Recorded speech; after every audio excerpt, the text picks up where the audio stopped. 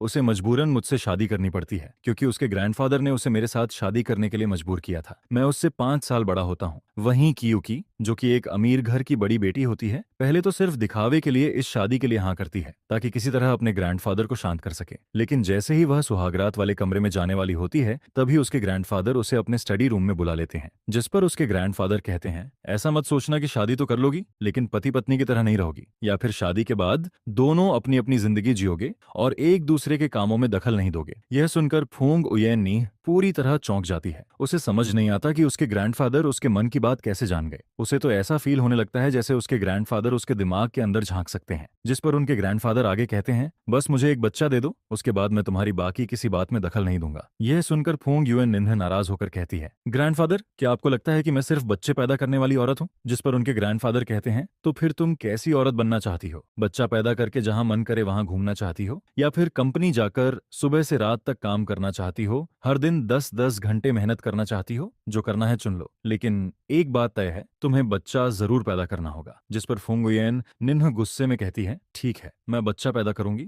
अगर आपको इतना ही बच्चा चाहिए तो मैं एक साथ 8-10 बच्चे पैदा कर दूंगी। इसके बाद वह गुस्से से भरी हुई अपने कमरे की तरफ लौटती है, लेकिन जैसे ही दरवाजा खोलती है, सामने मुझे देखकर रुक जाती है। वह इस सीन की बिल्कुल उम्मीद नहीं कर रही होती, जिस पर कुछ सेकंड के लिए वहीं खड़ी रह जाती है। वहीं मैं उसे दरवाजे पर चुपचाप खड़ा देखकर ज्यादा कुछ नहीं कहता और सीधे अंदर जाकर अपने बाल सुखाने लगता हूँ। इसके बाद फूंग उयेन निन्ह भी कमरे के अंदर आती है। तभी उसे एहसास होता है कि पूरा कमरा पहले से बिल्कुल अलग दिखाई दे रहा है। बिना सोचे ही उसे समझ आ जाता है कि यह सब बटलर झाओ की हरकत है। जिस पर वह मन ही मन बड़बड़ाती है, इतनी उम्र हो गई लेकिन इन्हें अभी भी कंट्रोल करना नहीं आया। फिर उसकी नजर मेरी तरफ जाती है। वह हैरान होती है कि मैं बिल्कुल भी नर्वस नहीं दिख रहा हूँ। वह सोचने लगती है, क्या यह उसकी पहली शादी नहीं है या फिर पहले से एक्सपीरियंस है। यह सोचकर वह खुद ही परेशान होने लगती है। उधर मैं बाल सुखाने के बाद देखता हूँ कि फुंग उयेन नेह सोफा पर बैठी हुई है। न वह नहाने जा रही है और न ही कुछ बोल रही है। जिस पर मैं पूछता हूँ, तुम नहाने नहीं जा रही हो? यह सुनकर वह मुझे गुस्से से देखती है और कहती है, क्या बात है, तुम्हें मैं गंदी लग रही हूँ क्या? जिस पर मैं कुछ पल के लिए चुप रह जाता हूँ। मुझे समझ नहीं आता कि वह अचानक नाराज क्यों हो गई। फिर मैं कहता हूँ,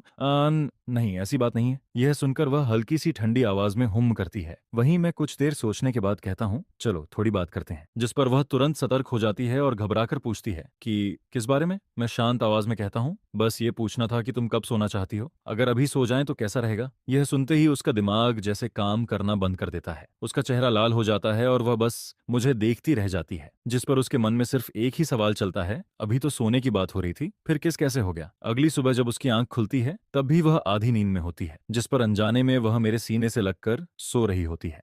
लेकिन जैसे ही उसे इस बात का एहसास होता है, वह तुरंत चौंक जाती है। आंखें खोलते ही उसे मेरी ठंडी नजरें दिखाई देती हैं। जिस पर मैं पूछता हूँ, क्या कर रही हो? यह सुनकर उसका चेहरा शर्म से लाल हो जाता है। वह रिफ्लेक्स में सॉरी बोलना चाहती है, लेकिन अगले ही पल खुद को रोक लेती है। वह मन ही मन सोचती है, मैं सॉरी क्यों बोलूं? मैं फूंग फैमिली की बड़ी बेटी हूँ। मैंने आज तक किसी से माफी नहीं मांगी और ये मेरा हस्बैंड है। अगर मैं इसके साथ थोड़ा करीब हो जाऊं तो इसमें गलत क्या है? यह सोचते ही वह और ज्यादा मेरे करीब आ जाती है और आराम से मेरी बाहों में घुस जाती है। जिस पर मैं उसकी हरकत देखकर उसकी सोच समझ जाता हूँ और कहता हूँ, आज रात का इंतजार कर लो। यह सुनते ही उसका चेहरा फिर से लाल हो जाता है। वह तुरंत मुझे छोड़ती है और जल्दी से बाथरूम की तरफ भाग जाती है। उधर मैं राहत की सांस लेता हूँ और अपना फोन उठाकर महिलाओं के ओव्यूलेशन साइकिल के बारे में जानकारी देखने लगता हूँ। असल में कुछ समय पहले फुंग फैमिली के ग्रैंडफादर खुद मेरे पास आए थे। उन्होंने मुझसे फुंग उयेन निन्ह से शादी करने की बात की थी। उन्होंने मुझे इतनी शेयर्स और प्रॉपर्टीज देने की पेशकश की थी कि उन्हें मना करना लगभग नामुमकिन था। लेकिन बदले में उनकी सिर्फ 2 कंडीशंस थीं। पहली, शादी के बाद मुझे फुंग उयेन निन्ह की मदद करनी होगी, उसे जिम्मेदार बनाना होगा ताकि भविष्य में वह फुंग ग्रुप की जिम्मेदारी संभाल सके। और दूसरी, जितनी जल्दी हो सके फुंग फैमिली के लिए एक हेयर पैदा करना होगा। जिस पर मैं मन ही मन सोचता हूँ कि किसी भी तरह उसे जल्दी प्रेग्नेंट करना पड़ेगा। कुछ देर बाद फुंग उयेन निन्ह नहाकर बाहर आती है। तब तक मैं भी तैयार हो चुका होता हूँ। जिसके बाद हम दोनों साथ में नीचे ब्रेकफास्ट के लिए जाते हैं। नीचे डाइनिंग रूम में फुंग फैमिली के ग्रैंडफादर पहले से ब्रेकफास्ट कर रहे होते हैं और बटलर झाओ उनके पास खड़ा होता है। जैसे ही वे दोनों हमें साथ में आते देखते हैं, दोनों कुछ पल के लिए एक दूसरे को देखने लगते हैं। जिस पर दोनों की आंखों में एक ही सवाल होता है, क्या इन दोनों के बीच अभी तक कुछ नहीं हुआ? लेकिन फुंग उयेन निन्ह को उनकी नजरों का बिल्कुल भी एहसास नहीं होता। वह आराम से बैठकर सर्वेंट से अपने लिए ब्रेकफास्ट तैयार करने को कहती है। उधर मैं आगे बढ़कर ग्रैंडफादर को ग्रीटिंग देता हूँ और फिर बैठ जाता हूँ। जिस पर ग्रैंडफादर मुस्कुराकर पूछते हैं, कल रात अच्छी नींद आई थी? मैं जवाब देता हूँ, जी बहुत अच्छी। यह सुनते ही फूंग उयेन नीन का चेहरा लाल हो जाता है। वहीं ग्रैंडफादर मेरा चेहरा देखकर समझ जाते हैं कि मैं झूठ नहीं बोल रहा हूँ, जिस पर वह फूंग उयेन निन्ह को घूर कर देखते हैं। लेकिन वह कुछ समझ नहीं पाती और उल्टा सोचती है, सुबह सुबह मुझे क्यों घूर रहे हैं? शादी भी हो गई, सुहागरात भी हो गई, फिर भी खुश नहीं है। इसके बाद वह ब्रेकफास्ट खत्म करके कहती है,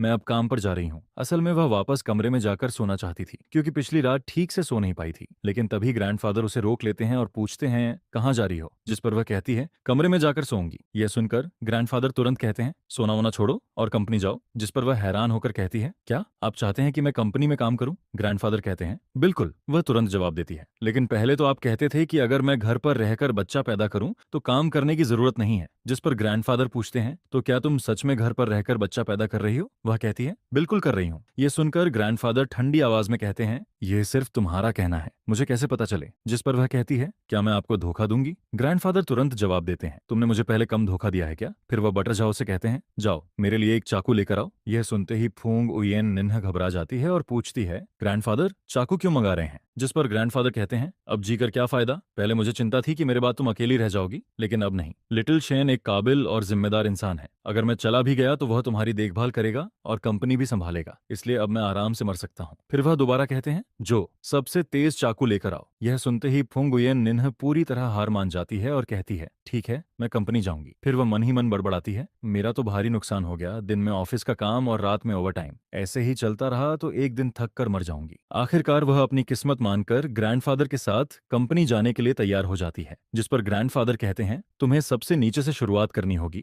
अगले 2 से 3 साल तक हर डिपार्टमेंट में इंटर्नशिप करनी होगी, तभी तुम कंपनी चलाने लायक बनोगी। एक मैनेजर अगर अपने नीचे काम करने वाले लोगों का काम और प्रोसेस अच्छे से नहीं समझता तो बहुत आसानी से उसके नीचे वाले लोग उसे बेवकूफ बना सकते हैं। इसके बाद जब फूंग फैमिली के ग्रैंडफादर और फूंग युएन निन्ह काम से घर वापस लौटते हैं, तभी बटलर झाओ जल्दी जल्दी बाहर भागते हुए उनका स्वागत करने आता है। जिस पर वह कहता है, मास्टर मिस, आप दोनों आखिरकार वापस आ गए। ग्रैंडफादर तुरंत पूछते हैं, लिटिल शेन कहाँ है, उसे क्या हुआ? जिस पर बटर झाओ जवाब देता है, यंग मास्टर बिजनेस ट्रिप पर चले गए हैं, इसलिए मैं आपको बताने ही वाला था। यह सुनते ही फूंग फैमिली के ग्रैंडफादर का चेहरा बदल जाता है। वहीं वह तुरंत फूंग यूएनएन की तरफ घूर कर देखते हैं, जिस पर फूंग यूएनएन पूरी तरह कंफ्यूज हो जाती है और पूछती है, ग्रैंडफादर आप मुझे ऐसे क्यों घूर रहे हैं? ग्रैंडफादर कहते हैं, तुम्हें खुद नहीं पता मैं क्यों घूर रहा हूँ? जिस पर वह जवाब देती है, अगर मुझे पता होता तो मैं पूछती ही क्यों? ग्रैंडफादर फिर गंभीर आवाज में पूछते हैं, सच सच बताओ, क्या कल रात तुम्हारा परफॉर्मेंस अच्छा नहीं था? यह सुनकर फूंग उयेन नीह एकदम चौंक जाती है और कहती है, क्या मतलब, कौन सा परफॉर्मेंस? जिस पर ग्रैंडफादर कहते हैं, और कौन सी बात होगी? पति पत्नी वाली बात। फिर वह आगे कहते हैं, क्या यह बात अलग से समझाने की जरूरत है? अगर तुम्हारा परफॉर्मेंस सच में अच्छा होता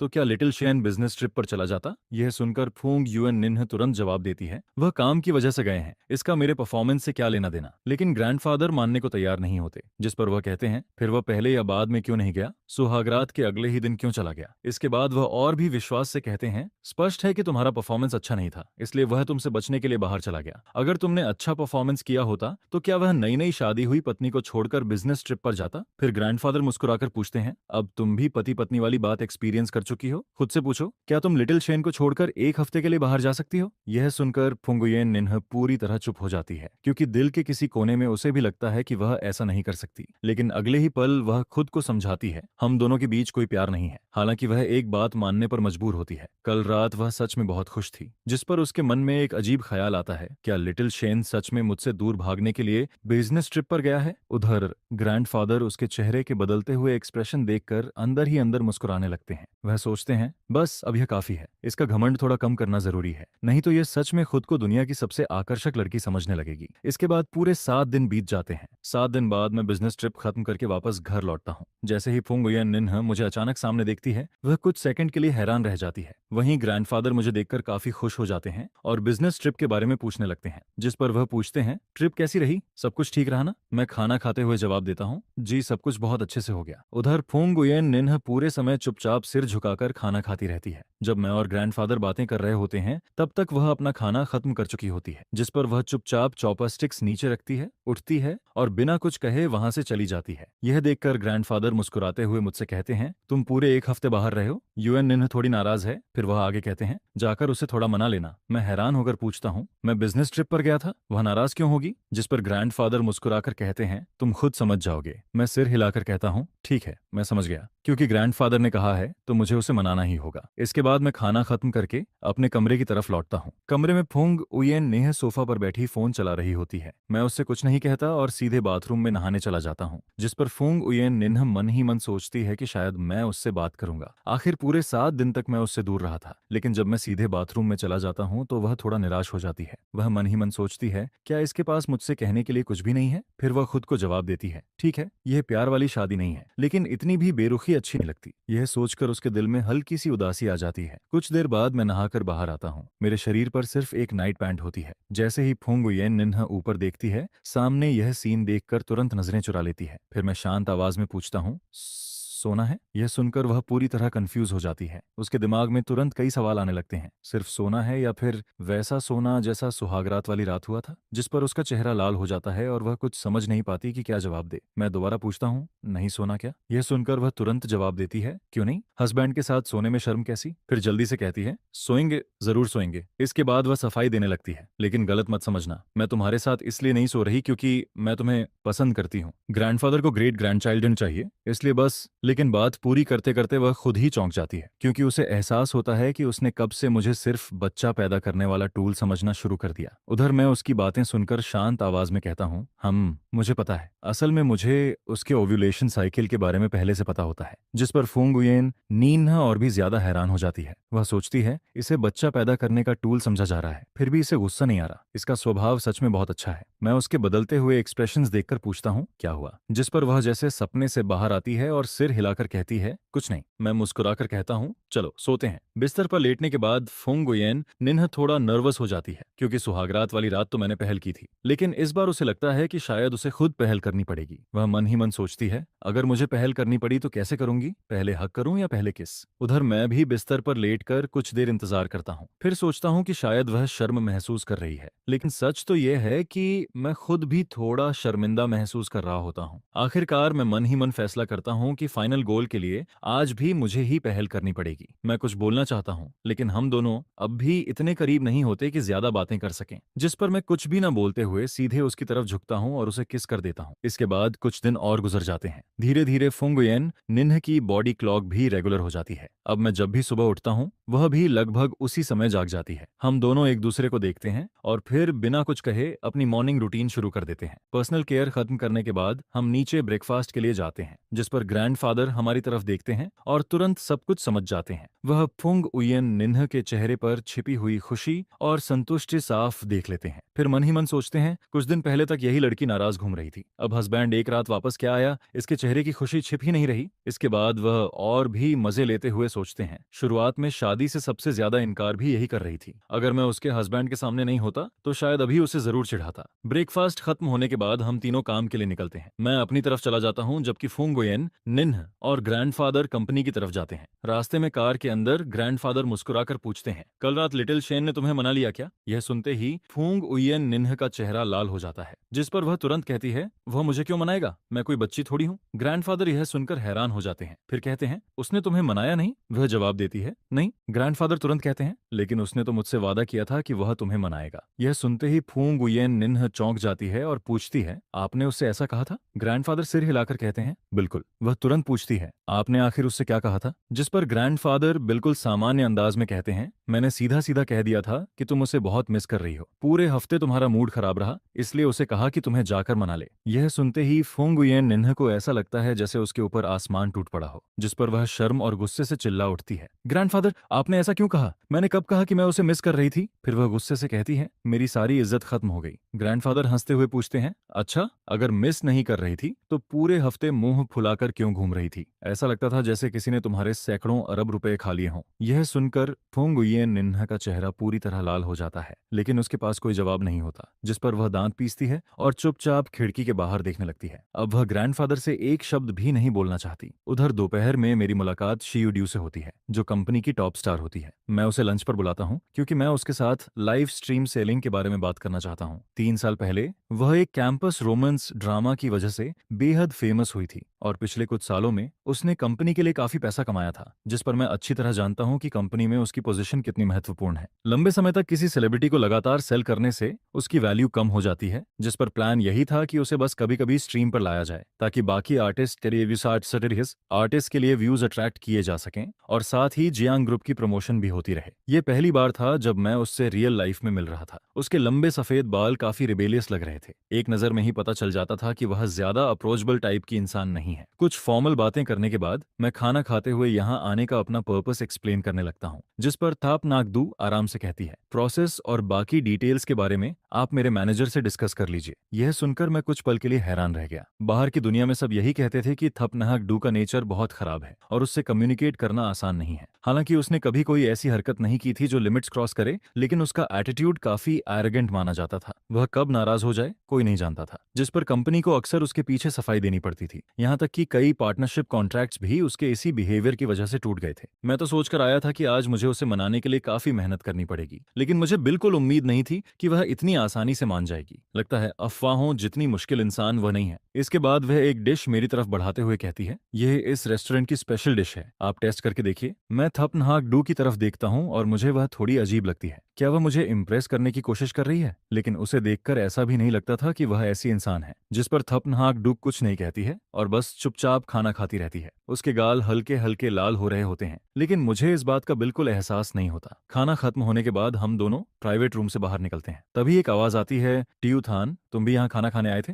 जी। मैं फोंग युएन नीन की तरफ एक नजर डालता हूँ। वह ठंडी निगाहों से थाप नाहक डू को देख रही होती है, जिस पर जैसे ही उसे महसूस होता है कि मैं उसे देख रहा हूँ, वह मुझे घूरती है, हल्का सा हूं कहती है और अपना चेहरा दूसरी तरफ घुमा लेती है। मुझे समझ नहीं आता कि मैंने फिर से उसे किस बात पर नाराज कर दिया। सच में उसका मूड बिल्कुल बच्चे जैसा है, एक पल में बदल जाता है। कुछ साधारण बातें करने के बाद सब अपने अपने रास्ते चले गए, लेकिन जाते जाते थप नाहक डू मुझसे पूछती है, क्या आपकी फुंग फैमिली से अच्छी जान पहचान है? जिस पर मैं मुस्कुराते हुए सिर हिलाता हूँ और कहता हूँ, हाँ, मेरी और फुंग युएन नीन की शादी हो चुकी है। यह सुनते ही थाप नाहक डू कुछ पल के लिए पूरी तरह जड़ हो जाती है। वह मुझे हैरानी से देखने लगती है। क्या हुआ, इतनी हैरानी हो रही है? जिस पर वह आखिरकार होश में आती है और मेरी तरफ देखती है, लेकिन अब उसकी आंखों में पहले जैसी गर्मजोशी नहीं रहती। फिर वह पूछती है, क्या जियांग ग्रुप किसी परेशानी में है? अगर नहीं तो आपने ऐसी बिगड़ी हुई रिच गर्ल से शादी क्यों की, जिसके बारे में हर जगह नेगेटिव रूमर्स फैले हुए हैं? मैं हंसते हुए कहता हूँ, नहीं, ऐसी कोई बात नहीं है। जियांग ग्रुप अभी बहुत अच्छा चल रहा है, सब कुछ स्टेबल है। तो फिर आपने उससे शादी क्यों की? पहले मुझे लगा था कि वह जियांग ग्रुप की सिचुएशन को लेकर परेशान है, लेकिन अब लग रहा था कि बात कुछ और है। जिस पर मैं सीधा जवाब देता हूँ, क्योंकि मैं उसे पसंद करता हूँ। पति का अपनी पत्नी को पसंद करना कोई अजीब बात तो नहीं है।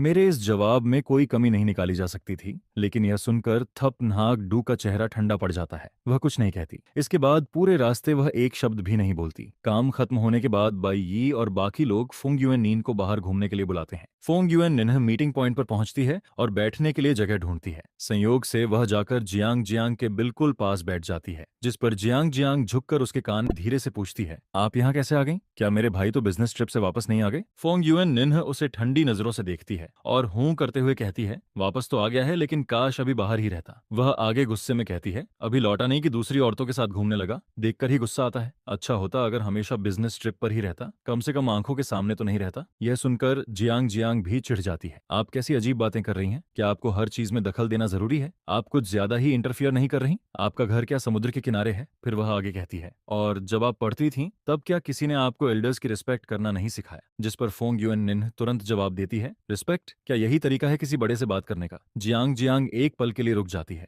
बड़ा, मैं तुम्हारी भाभी हूँ, क्या मैं तुम्हारी एल्डर नहीं हुई? यह सुनकर जियांग जियांग की बोलती बंद हो जाती है। वह जवाब देने ही वाली होती है कि तभी लियूरू यान बीच में बोल पड़ती है, तुम दोनों आखिर फुसफुसाकर क्या बातें कर रही हो? बाकी लोग भी शक भरी नजरों से दोनों को देखने लगते हैं। उन्हें हमेशा लगता था कि इन दोनों के बीच कुछ अजीब है। जब भी मिलती हैं, अलग जाकर धीरे धीरे बातें करने लगती हैं, जैसे कोई सीक्रेट छिपा रही हो। जिस पर जियांग जियांग कुछ कहने ही वाली होती है कि फुंग युएन नीह सीना तानकर बोलती है, मैं इसे समझा रही थी। यह सुनकर सब हंस पड़ते हैं। अच्छा, क्या समझा रही थी? फोंग युएन निन्ह नाक ऊपर उठाकर कहती है, इसे एल्डर्स की रिस्पेक्ट करना सिखा रही थी। और वह एल्डर कौन है? मैं। यह सुनते ही सब लोग और भी ज्यादा हंसने लगते हैं। तुम आखिर उसकी कौन लगती हो? जिस पर फोंग युएन निन्ह बिना झिझक जवाब देती है, मैं उसकी भाभी हूँ। यह सुनते ही माहौल अचानक शांत हो जाता है। सबकी नजरें जियांग जियांग पर टिक जाती हैं। जियांग जियांग, यह तुम्हारी भाभी होने का दावा कर रही है, तुम इसे कुछ कह क्यों नहीं रही? सबको पता था कि जियांग जियांग अपने भाई की कितनी बड़ी फैन है। वह हर समय अपने भाई की तारीफ करती रहती थी, इसलिए सबको लगा था कि वह अभी फट पड़ेगी। लेकिन उनकी उम्मीद के उलट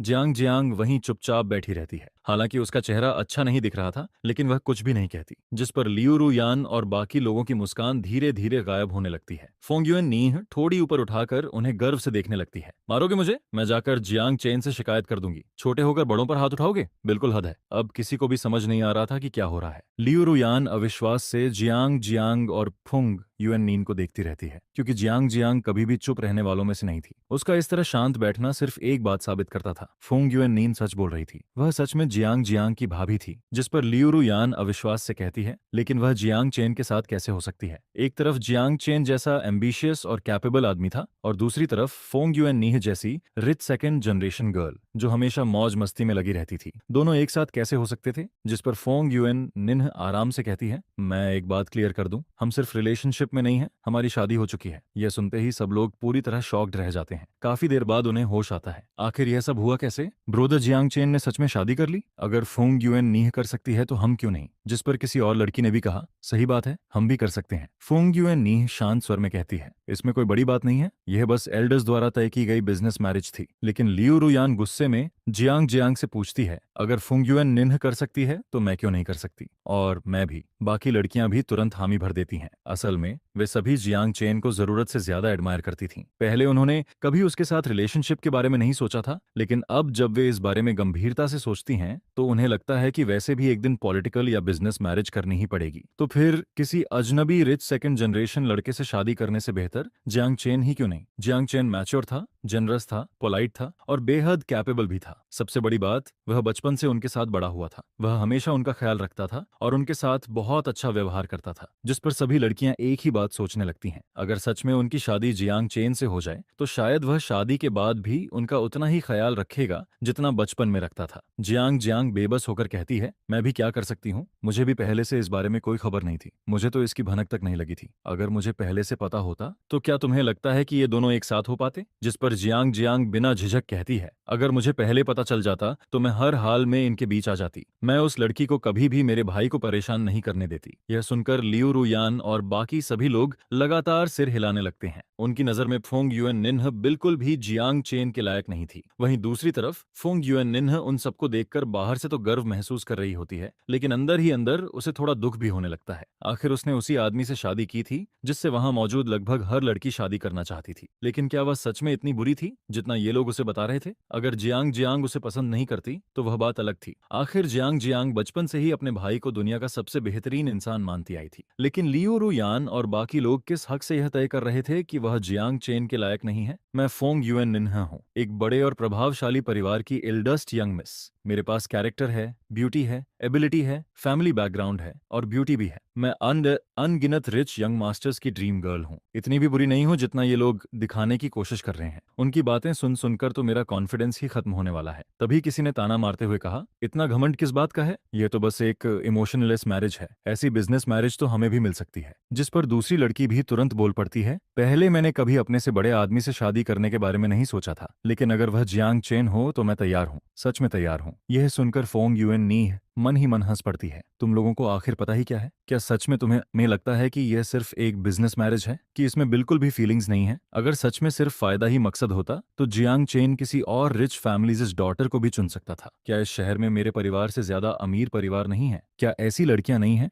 जिनकी उम्र और एबिलिटी जियांग चेन के बराबर हो? जियांग चेन जैसा आदमी चाहे तो किसी से भी शादी कर सकता है। फिर आखिर उसने मुझे ही क्यों चुना? क्या इसलिए नहीं कि वह मुझे पसंद करता है? यह सोचकर फोंग युएन निन्ह गर्व से अपनी ठोड़ी ऊपर उठा लेती है। वैसे भी उसकी नजर में मैं उसकी यूथ और गुड लुक्स पर फिदा हूँ। यह सुनते ही बाकी लड़कियों को ऐसा महसूस होता है जैसे उन पर आसमान टूट पड़ा हो। उनके दिल में जियांग चेन एक परफेक्ट मैन था, लेकिन वही परफेक्ट मैन आखिर फोंग युएन नीन जैसी लड़की को पसंद करता है। जियांग जियांग चुपचाप बैठी रहती है। हालांकि उसे मानना नहीं था, लेकिन फोंग युएन नीन की बात में दम जरूर था। अगर उसका भाई सिर्फ बिजनेस मैरिज करना चाहता तो शहर की किसी भी रिच फैमिलीज डॉटर को चुन सकता था। वह अपने भाई की तारीफ करते हुए सोचती है, मेरा भाई हैंडसम है, कैपेबल है, मैच्योर है और बचपन से ही हर माता पिता के मुंह पर लिया जाने वाला एग्जाम्पल चाइल्ड रहा है। अगर वह इतने साल विदेश में न रहता तो अब तक हमारे घर का दरवाजा प्रपोजल से भर चुका होता। इतनी सारी सूटेबल लड़कियां होने के बावजूद उसने सिर्फ फोंग युएन नीन को चुना। दोनों का सोशल स्टेटस और पर्सनालिटी भी एक जैसी नहीं थी। अगर यह प्यार नहीं है तो फिर और क्या है? लेकिन फिर जियांग जियांग अचानक सोच में पड़ जाती है। भाई को फोंग युएन निन्ह कब से पसंद आने लगी? पिछले कई सालों से तो वह ज्यादातर विदेश में ही रहता था। कभी कभार वापस आता भी था तो जल्दी लौट जाता था। क्या किसी संयोग में उसकी मुलाकात फोंग युएन निन्ह से हुई थी? और क्या उसे पहली नजर का प्यार हो गया था? यह सोचकर जियांग जियांग चुपचाप फोंग युएन नीन की तरफ देखती है। सच कहें तो उसके भाई के सामने फोंग युएन नीन की सबसे बड़ी ताकत बस उसका चेहरा ही था। इसके बाद बाकी लड़कियां अपना दुख शराब में डुबोने का फैसला कर लेती हैं, जिस पर वे लगातार फोंग युएन नीन को ड्रिंक्स ऑफर करने लगती हैं। बाई उन्हें रोकने की कोशिश करती है लेकिन कोई उसकी बात नहीं सुनता। वहीं जियांग जियांग एक तरफ बैठकर सब कुछ देखती रहती है। न वह खुद ड्रिंक ऑफर करती है और न ही किसी को रोकती है। वह मन ही मन सोचती है, अगर मेरी आइडेंटिटी बीच में न होती तो मैं खुद इसे ड्रिंक पिलाती। धीरे धीरे समय गुजरता है और रात के करीब 10 बज जाते हैं। आखिरकार फोंग युएन निन्ह पूरी तरह नशे में धुत हो जाती है, जिस पर लियू रू यान कहती है, जियांग जियांग अपने भाई को फोन करो और इसे लेने बुलाओ। ब्रदर जियांग चेन को हमारा शराब पीना पसंद नहीं है। ऊपर से फोंग युएन नीन की हालत तो देखो। इस समय फोंग युएन नीन सोफे पर ऐसे पड़ी होती है जैसे कोई कीचड़ का ढेर हो। उसकी यूजुअल एलिगेंट इमेज का कहीं नामो निशान नहीं बचा था। जिस पर जियांग जियांग सच में मुझे फोन कर देती है और कहती है कि आकर फोंग युएन नीन को ले जाऊं। मैं एड्रेस पर पहुंचता हूं और प्राइवेट रूम का दरवाजा खोलता हूं। अंदर कदम रखते ही मेरी नजर सोफे पर बेहोश पड़ी फोंग युएन नीन पर जाती है। बाकी लोग अपने अपने काम में लगे हुए होते हैं, किसी को भी उसकी परवाह नहीं होती। सच में बहुत अच्छे दोस्त हैं। काफी समय बाद लियू रू यान और बाकी लोग मुझे देख रहे थे, जिस पर वे कुछ देर के लिए चुप हो जाते हैं। उन्हें लगता है कि मैं पहले से भी ज्यादा अट्रैक्टिव और करिश्मेटिक हो गया हूं और उनके मन में एक ही ख्याल आता है, फोंग युएन नीह जैसी लड़की मेरे लायक नहीं है। वहीं बाई यी पहली बार मुझे सामने से देख रही होती है। उसने पहले सिर्फ जियांग जियांग से मेरे बारे में सुना था, लेकिन मुझे देखते ही उसका दिल थोड़ा तेज धड़कने लगता है। मैं चुपचाप दरवाजे पर खड़ा होकर सबकी तरफ नजर डालता हूँ, जिस पर जियांग जियांग उठकर कहती है, ब्रोदर जियांग चैन। मैं सीधे फोंग युएन नीन के पास जाता हूँ और जियांग जियांग से पूछता हूँ, क्या तुम लोगों ने इसे ड्रिंक कराया है? फोंग युएन निन्ह कभी खुद से इतना नहीं पी सकती। देखो, बाकी सब बिल्कुल ठीक है और सिर्फ वही इस हालत में है। यह सुनते ही कई लोगों के चेहरे पर ऑकवर्ड एक्सप्रेशन आ जाता है। असल में उन्होंने जबरदस्ती उसे ड्रिंक नहीं कराया था, लेकिन किसी ने भी उसे रोकने की कोशिश नहीं की थी। खासतौर पर लियू रू यान और शी यी अपनी नजरें चुराने लगती हैं। कोई जमीन देखने लगता है, कोई आसमान देखने लगता है, कोई हवा और बादलों को देखने लगता है। बस मेरी तरफ कोई नहीं देखता, जिस पर मैं तुरंत सब समझ जाता हूँ। मैं और कुछ नहीं पूछता, सीधे जाकर फोंग युएन नीन के पास बैठ जाता हूँ। युएन नीन, मैं तुम्हें घर ले जाने आया हूँ। लेकिन वह कोई जवाब नहीं देती। वह पूरी तरह नशे में डूब चुकी होती है। चलो घर चलते हैं। यह कहते हुए मैं उसे सीधे अपनी बाहों में उठा लेता हूँ। फिर जियांग जियांग और बाकी लोगों को गुड बाय कहकर वहां से निकल जाता हूँ। मेरे जाने के बाद लियू रू यान धीरे से कहती है, क्या ब्रदर जियांग चेन सच में फोंग युएन नीन को पसंद करता है? देखो, वह इतनी बुरी तरह नशे में है, लेकिन ब्रदर जियांग चेन नाराज होने के बजाय खुद उसे लेने आया। अगर यह प्यार नहीं है तो फिर क्या है? लेकिन जियांग जियांग अब भी चुप रहती है। प्यार? उसे ऐसा नहीं लगता। हालांकि उसका भाई खुद फोंग युएन निन्ह को लेने आया था। उसकी आवाज भी बेहद नरम थी, लेकिन जियांग जियांग को उसकी आंखों में चिंता दिखाई नहीं दी। अगर कोई आदमी सच में किसी से प्यार करता हो तो उसे इस हालत में देखकर परेशान जरूर होता। उसकी आंखों में दर्द और फिक्र साफ नजर आती, लेकिन उसने ऐसा कुछ नहीं देखा, क्योंकि कई साल पहले जियांग जियांग अपने भाई को सच में किसी से प्यार करते हुए देख चुकी थी और इसलिए वह इस फर्क को आसानी से पहचान सकती थी। उसके मन में अचानक एक ख्याल आता है, क्या भाई की शादी के पीछे कोई और वजह है? क्या परिवार का बिजनेस सच में किसी मुश्किल में है? क्या उसने फोंग फैमिली की मदद पाने के लिए अपनी खुशी की कुर्बानी दे दी? उधर मैं फोंग युएन नीन को लेकर घर लौट आता हूँ।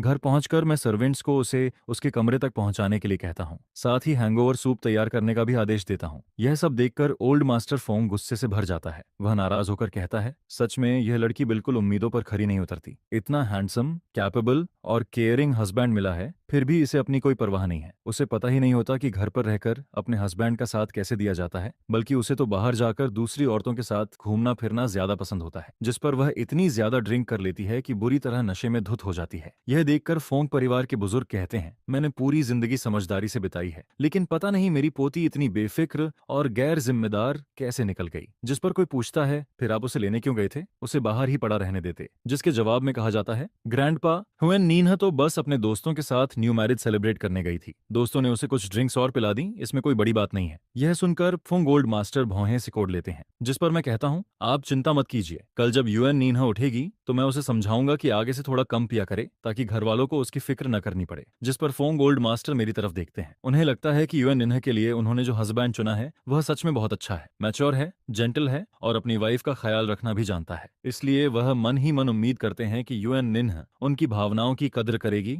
और बेवजह कोई तमाशा नहीं करेगी। इसके बाद फुंग ओल्ड मास्टर वहां से चले जाते हैं। फिर मैं घर के सर्वेंट से कहता हूँ कि फुंग उयेन नीन को बाथरूम ले जाकर साफ सफाई करवा दें, जिस पर सर्वेंट्स उसे नहलाने के बाद बेड पर लिटा देते हैं। मैं देखता हूँ कि फोंगुएन निन्ह अभी भी होश में नहीं आती है, इसलिए मैं उसे जबरदस्ती हैंगओवर सूप भी नहीं पिलाता। वैसे भी आज वह इतनी ज्यादा नशे में होती है कि अगर ऐसा नहीं होता तो शायद आज रात फिर काफी एक्सरसाइज करनी पड़ती। यह सोचकर मैं चैन की नींद सोने चला जाता हूँ। फिर अगली सुबह फुआंगुएन नीन की आंख खुलती है। उसका सिर जोर जोर से दर्द कर रहा होता है। वह अपना सिर पकड़कर पूरे कमरे को देखती है और सोचती है, क्या मैं घर वापस आ गई हूँ? लेकिन मैं वापस आई कैसे? जिस पर वह खुद ही अंदाजा लगाती है, क्या जियांग जियांग और लियू न्यूयन मुझे घर लेकर आए थे? लेकिन अगले ही पल वह इस बात को खुद ही नकार देती है, क्योंकि पिछली रात उन दोनों का रवैया बिल्कुल भी अच्छा नहीं था। जियांग जियांग तो बस हाथ बांधकर तमाशा देख रही थी और लियू न्यूयन भी उसे बचाने की कोशिश नहीं कर रही थी, इसलिए यह दोनों नहीं हो सकती। जिस पर वह सोचने लगती है, तो फिर मुझे घर कौन लेकर आया? क्या मैं खुद पैदल चलकर आ गई थी? इसके बाद वह बेड के पास हाथ ले जाकर अपने शरीर को चेक करती है। तभी उसे एहसास होता है कि इतनी ज्यादा ड्रिंक करने के बावजूद उसके शरीर से शराब की कोई स्मेल नहीं आ रही है।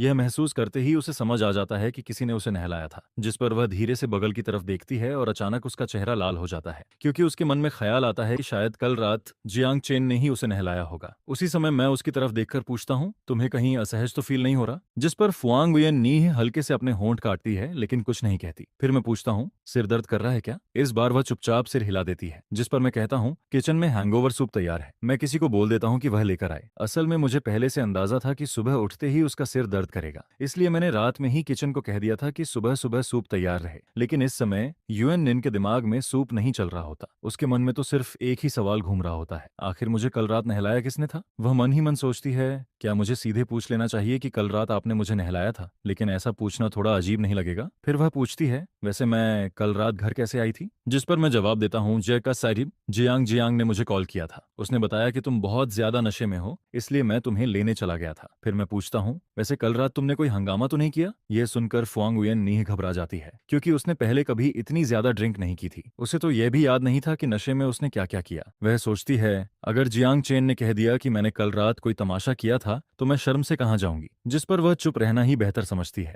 इसके बाद हैंगओवर सूप पीने के बाद हम दोनों नीचे ब्रेकफास्ट करने चले जाते हैं। फिर ब्रेकफास्ट खत्म होते ही मैं ऑफिस जाने की तैयारी करने अपने कमरे में चला जाता हूँ। उधर फुआंग वियन निन्ह जल्दी से बटलर झाओ को एक कोने में ले जाती है और धीरे से पूछती है, अंकल झाओ, कल रात मैंने कोई हंगामा तो नहीं किया था? जिस पर बटलर झाओ मुस्कुराकर कहते हैं, नहीं मिस, कल रात आप बहुत अच्छी थीं। यह सुनकर यूएन निन्ह चौंक जाती है, क्योंकि 5 साल की उम्र के बाद किसी ने भी उसे अच्छी बच्ची जैसा शब्द कहकर नहीं बुलाया था। फिर बटलर झाओ मुस्कुराते हुए कहते हैं, कल रात यंग मास्टर आपको अपनी बाहों में उठाकर घर लाए थे। उस समय आप बिल्कुल शांत थीं और बहुत क्यूट लग रही थीं। यह सुनते ही फुआंग गुयन निन्ह शर्म से लाल हो जाती है और तुरंत बोल पड़ती है, अंकल झाओ, बस कीजिए। जिस पर बटलर झाओ मन ही मन हंसने लगते हैं। फिर उयन निन्ह नाराज होकर कहती है, क्या आप थोड़ा रियलिटी में रहकर बात नहीं कर सकते? मैं और क्यूट, ये तो हद हो गई। जिस पर बटलर झाओ हंसते हुए कहते हैं, इसमें गलत क्या है? आप यंग मास्टर की वाइफ, अगर उन्हें आप पर प्यार आए तो यह बिल्कुल नॉर्मल बात है। यह सुनकर फोंग उयन निन का चेहरा और ज्यादा लाल हो जाता है। फिर वह घूरते हुए कहती है, बटलर जाओ, आजकल आप बहुत अजीब बातें करने लगे हैं। जिस पर बटलर जाओ तुरंत जवाब देते हैं, मैंने कौन सी गलत बात कही है? आपको पता भी है कि कल रात यंग मास्टर कितने परेशान थे। फिर वह आगे बताते हैं, जैसे ही उन्हें पता चला कि आप नशे में हैं, वह तुरंत आपको लेने निकल गए। वापस आने के बाद भी उन्होंने आराम नहीं किया और किचन से आपके लिए हैंगओवर सूप बनवाया। यह सुनते ही यूएन निन्ह जल्दी से पूछती है, रुकिए, तो कल रात मुझे नहलाया किसने था? जिस पर बटलर झाओ जवाब देते हैं, बिल्कुल यंग मास्टर ने। यह सुनते ही उसका चेहरा एकदम लाल पड़ जाता है। उसके मन में तरह तरह के ख्याल आने लगते हैं। लेकिन तभी बटलर झाओ अपनी बात पूरी करते हैं, यंग मास्टर ने सर्वेंट्स को बुलाकर आपको नहलाने का इंतजाम करवाया था। यह सुनकर यूएन निन्ह राहत की सांस लेती है, क्योंकि एक पल के लिए तो उसका दिल ही बैठ गया था। फिर बटलर झाओ कहते हैं, आगे से थोड़ा थोड़ा कम पिया कीजिए, ये हेल्थ के लिए अच्छा नहीं होता। जिस पर वह अचानक पूछ बैठती है, आप जानते हैं कि मैं कल रात इतनी ज्यादा क्यों पी गई थी? मैं उसकी तरफ देखकर पूछता हूँ, क्यों? जिस पर वह नाराज होकर कहती है, सब लियू नुयन की वजह से हुआ था, ऊपर से जियांग जियांग भी मेरी मदद नहीं कर रही थी। यह सुनकर मैं हल्की सी स्माइल देता हूँ और पूछता हूँ, लेकिन उन्होंने तुम्हें डांटा क्यों था? जिस पर फुआंगुयन नीन मेरी तरफ देखती है। उसे समझ नहीं आता कि मैं सच में नहीं जानता या फिर जानकर अनजान बन रहा हूँ, इसलिए वह कुछ नहीं कहती। उसे ऐसे चुप देखकर मैं मुस्कुरा देता हूँ और कहता हूँ, ठीक है, आगे से वे तुम्हें नहीं डांटेंगे। यह सुनकर फुआंगुयन निन्हा हैरान रह जाती है, लेकिन मैं उसे कोई एक्सप्लेनेशन नहीं देता। फिर मैं कहता हूँ, चलो अब ऑफिस जाने का समय हो गया है। जिस पर वह तुरंत मुंह फुला लेती है और मन ही मन सोचती है, पक्का पिछले जन्म में मैंने बहुत बुरे काम किए होंगे, तभी इस जन्म में मुझे रोज सुबह जल्दी उठकर काम पर जाना पड़ रहा है। और फिर हम दोनों कंपनी पहुंच जाते हैं, लेकिन कंपनी पहुंचने के बाद भी मैं उसी बात के बारे में सोचता रहता हूँ। आखिर कल रात लियू न्यूयन और बाकी लोग फोंगुयन नीन पर नाराज क्यों थे? हालांकि मेरे मन में इसका जवाब लगभग साफ हो चुका होता है। सिर्फ एक बात ही काफी थी। फुआंगुयन निन्ह ने कहा था कि जियांग जियांग उसकी मदद नहीं कर रही थी, जिस पर मुझे समझ आ जाता है कि इस पूरे मामले के पीछे जियांग जियांग का ही हाथ था। फिर मैं तुरंत जियांग जियांग को कंपनी बुलाता हूँ, जिस पर वह आते ही पूछती है, बिग ब्रदर आपने मुझे क्यों बुलाया है? फिर वह हंसते हुए कहती है, क्या आपको फुआंगुयन निन्ह को अपनी वाइफ बनाना पसंद नहीं आया? अगर ऐसा है तो मैं आपके लिए कोई दूसरी सिस्टर इन लॉ ढूंढ दूं?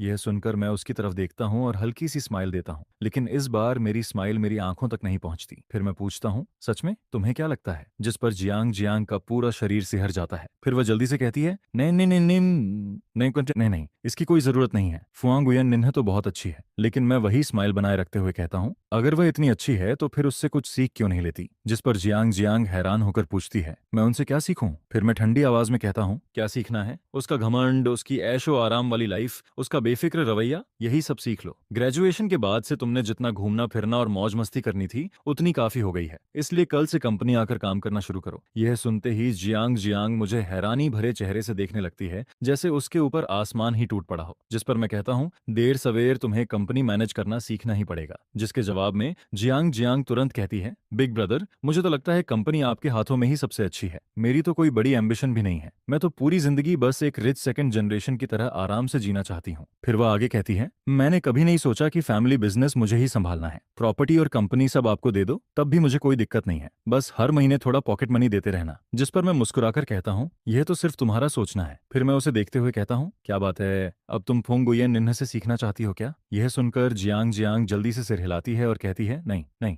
जिस पर मैं मुस्कुराते हुए कहता हूँ, जियांग जियांग सच में बहुत समझदार हो गई है। यह सुनकर वह खुश हो जाती है और कहती है, बिग ब्रदर आप अचानक मेरी तारीफ क्यों कर रहे हैं? मैं अब कोई छोटी बच्ची नहीं हूँ, लेकिन आपकी तारीफ सुनकर अच्छा जरूर लग रहा है। इसके बाद जियांग जियांग खुशी खुशी कंपनी से चली जाती है। उसे विदा करने के बाद मैं लियू न्यूयन को मैसेज भेजता हूँ और उसके पेरेंट्स से भी थोड़ी बातचीत करता हूँ। बातों बातों में मैं कैजुअली यह जिक्र करता हूँ कि जियांग जियांग अब कंपनी ज्वाइन करने वाली है। यह सुनकर दोनों फैमिलीज के एल्डर्स काफी खुश हो जाते हैं, क्योंकि आखिरकार जियांग जियांग समझदार बन रही थी। वहीं लियू न्यूयन और शी योयू बचपन से ही उसके साथ बड़ी हुई थी, इसलिए अगर जियांग जियांग काम करने जा रही थी तो जाहिर सी बात थी कि उन दोनों को भी साथ जाना पड़ेगा। असल में मेरा प्लान बहुत सिंपल था, अगर ये तीनों काम में बिजी हो जाएंगी तो इनके पास फुआंगुयन निन्ह को परेशान करने का टाइम ही नहीं बचेगा। जिस पर दोनों फैमिलीज के एल्डर्स तुरंत लियू न्यूयन और शी यूयू को यह खबर दे देते हैं। दोनों इसका विरोध करती हैं, लेकिन उनके पेरेंट्स उनकी एक नहीं सुनते। फिर उनसे कहा जाता है, तुम लोगों की बेस्ट फ्रेंड फुआंगुयन निन्ह भी तो काम कर रही है, तुम लोग खुद को अच्छी सिस्टर्स कहती हो ना, तो फिर सुख दुख में साथ रहो। यह सुनकर दोनों के चेहरे उतर जाते हैं। जिस पर वे चैट ग्रुप में जियांग जियांग को मैसेज भेजती हैं, जियांग जियांग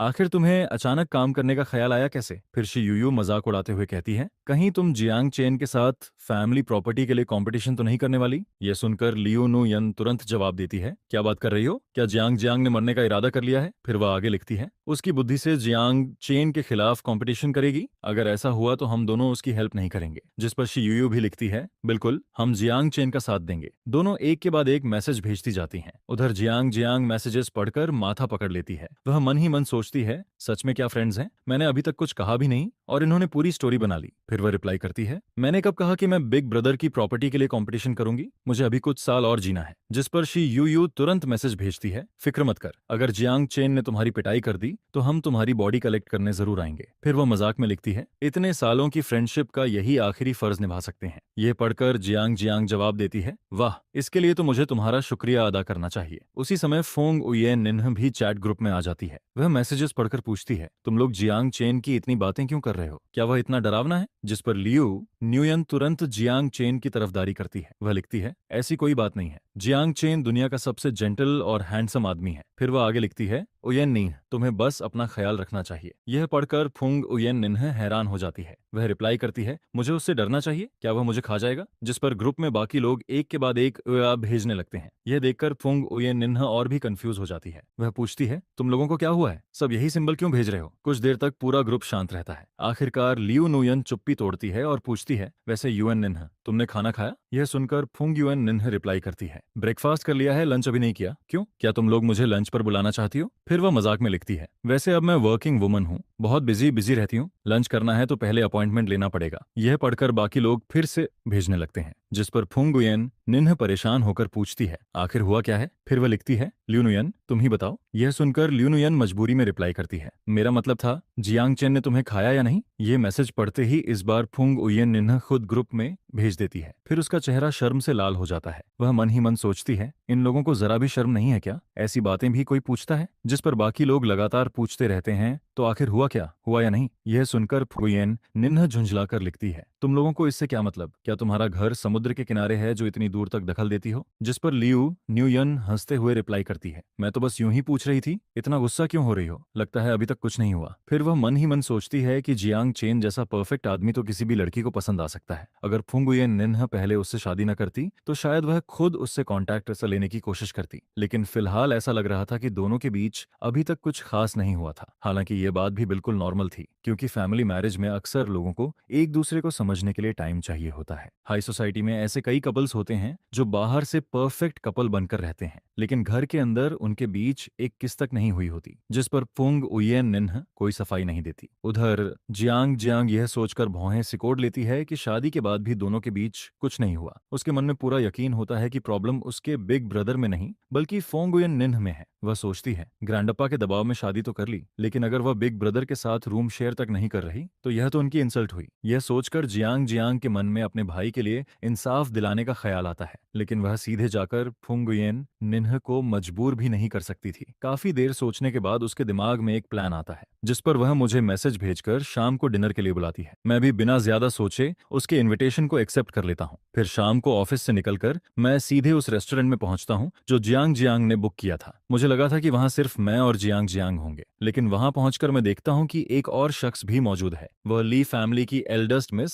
ली यूनिशु होती है। वह मेरी पुरानी क्लासमेट थी। प्राइमरी स्कूल से लेकर हाई स्कूल तक हम साथ पढ़े थे और हमारे रिलेशंस भी काफी अच्छे थे। जिस पर मैं जाकर अपनी सीट पर बैठ जाता हूँ। ली यूनिशु मुस्कुराकर कहती है, जियांग चेन, बहुत समय हो गया। जिसके जवाब में मैं भी मुस्कुराकर कहता हूँ, हाँ सच में बहुत समय हो गया। फिर वह पूछती है, तो बताओ आजकल कैसे हो? उसी समय वेटर खाना लेकर आ जाता है, जिस पर मैं मुस्कुराते हुए कहता हूँ, चलो खाते खाते बातें करते हैं। मैं और ली यूनिशु अब दोनों ही बिजनेस वर्ल्ड में काम कर रहे होते हैं, इसलिए चाहे स्कूल लाइफ की बातें हों या फिर बिजनेस की, हम दोनों के पास बात करने के लिए काफी कॉमन टॉपिक्स होते हैं, जिस पर हमारी बातचीत बहुत अच्छी चलती है और माहौल भी काफी खुशनुमा बना रहता है। उधर जियांग जियांग हमें इतनी खुशी से बातें करते हुए देखती है कि वह चुपके से अपना फोन निकाल लेती है और फोटोज क्लिक करने लगती है। कैमरे की आवाज सुनकर मैं उसकी तरफ एक नजर डालता हूँ, जिस पर वह तुरंत हंसते हुए कहती है, हाँ हाँ मैं तो बस सेल्फी ले रही हूँ। मैं भी ज्यादा ध्यान नहीं देता और फिर से ली युनशु के साथ बातचीत में लग जाता हूँ। इसके बाद जियांग जियांग अपनी गैलरी में फोटोज देखने लगती है। काफी देर चुनने के बाद उसे 2 फोटोज पसंद आती हैं। फिर वह उन्हें मोमेंट्स पर अपलोड कर देती है। कैप्शन में वह लिखती है, आज बिग ब्रदर के साथ डिनर, साथ में एक हैप्पी इमोजी भी लगा देती है। लेकिन मजेदार बात यह होती है कि कैप्शन भले ही बिग ब्रदर के साथ डिनर का होता है, मगर फोटोजास में सिर्फ मैं और ली युनशु एक दूसरे से बातें करते हुए नजर आ रहे होते हैं। फोटो में मैं ली युनशु की तरफ देखकर हल्के से मुस्कुरा रहा होता हूँ, जबकि ली युनशु भी मेरी तरफ मुस्कुराकर देख रही होती है। अगर कोई सच्चाई न जानता हो तो वह आसानी से यही सोचता कि हम दोनों कपल हैं। असल में जियांग जियांग ये पोस्ट सिर्फ फुंग ये निन्ह को दिखाने के लिए डालती है। वह मन ही मन सोचती है, अब मैं बिग ब्रदर की इज्जत वापस दिलाकर रहूंगी। फिर वह आगे सोचती है,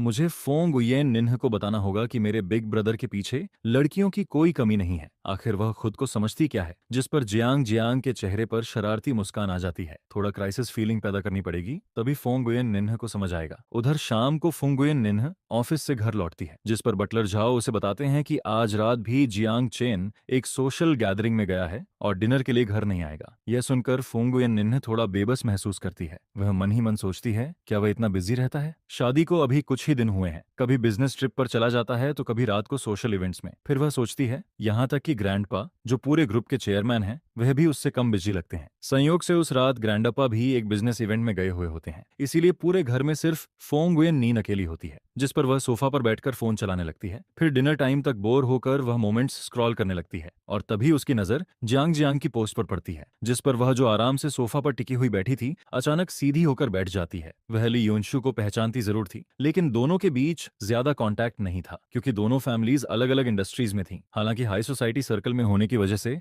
वे एक दूसरे को जानती जरूर थीं। फिर वह फोटो को ध्यान से देखने लगती है, जिस पर उसके मन में ख्याल आता है इन दोनों की बॉन्डिंग तो काफी अच्छी लग रही है। फिर वह भौहें चढ़ाकर सोचती है तो ये वही डिनर मीटिंग है जिसके बारे में उसने बताया था। जाने क्यों उसके दिल में एक अजीब सा एहसास पैदा होने लगता है, मानो किसी ने उसे चीट कर दिया हो, जिस पर वह तुरंत जियांग जियांग को मैसेज भेजती है, क्या तुम अभी अपने बिग ब्रदर के साथ डिनर कर रही हो? जियांग जियांग मैसेज देखते ही मुस्कुरा देती है। वह मन ही मन सोचती है फिश हुक में फंस चुकी है। फिर वह सिर्फ एक शब्द रिप्लाई करती है, हाँ। फुंगुयन निन्हा फिर पूछती है, और ली युनशु भी वहां है? जिस पर जियांग जियांग फिर वही जवाब भेजती है, हाँ। बस यही दो शब्द देखकर फुंगुयन निन्हा का मूड और खराब हो जाता है। वह मन ही मन सोचती है, क्या इसे सिर्फ हाँ बोलना ही आता है, थोड़ा और नहीं बता सकती? आखिरकार वह फिर पूछती है, क्या तुम्हारे बिग ब्रदर और ली युनशु एक दूसरे को जानते हैं? जिस पर जियांग जियांग रिप्लाई करती है, जानते ही नहीं, वे प्राइमरी स्कूल से लेकर हाई स्कूल तक क्लासमेट्स भी रहे हैं। यह सुनकर फोंग उयेन निन्ह अनजाने में भौहें सिकोड़ लेती है। क्लासमेट्स? फिर जियांग जियांग अगला मैसेज भेजती है, आज अचानक मुलाकात हो गई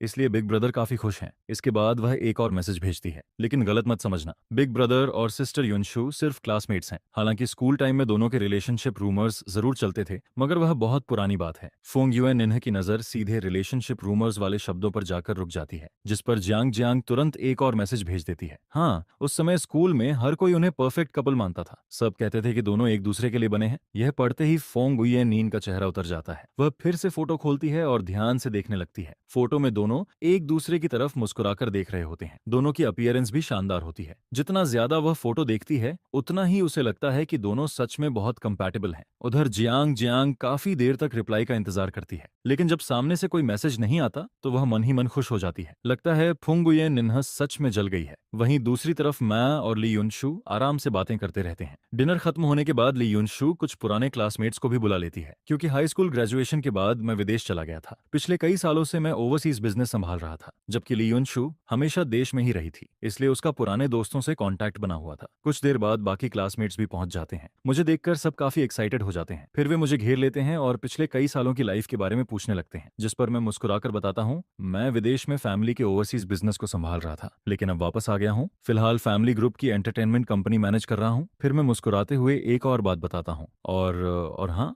मेरी शादी हो चुकी है, मैरिज रजिस्ट्रेशन भी हो गया है, वेडिंग की तैयारी अभी चल रही है। यह सुनते ही सभी क्लासमेट्स हैरान रह जाते हैं, जिस पर वे एक साथ पूछते हैं, क्या तुम्हारी शादी हो गई? मैं मुस्कुराकर सिर हिला देता हूँ, लेकिन यह सुनने के बाद माहौल थोड़ा अजीब हो जाता है, क्योंकि स्कूल टाइम में लगभग सभी लोगों को लगता था कि जियांग चेन और ली युनशु एक दिन जरूर साथ होंगे। उधर ली युनशु भी मेरी तरफ हैरानी से देखने लगती है। उसके हाथ में पकड़ा ग्लास अनजाने में और कस जाता है। फिर वह धीरे से पूछती है, तुमने किससे शादी की है? जिस पर मैं मुस्कुराकर जवाब देता हूँ, मेरी वाइफ का सरनेम फोंग है, फोंग गुयेन निन्ह। यह नाम सुनते ही ली युनशु को कुछ याद आता है। फिर अगले ही पल उसे उसकी पहचान समझ आ जाती है, Phong Nguyen Ninh, Van Pham hotel group की इल्डेस्ट मिस।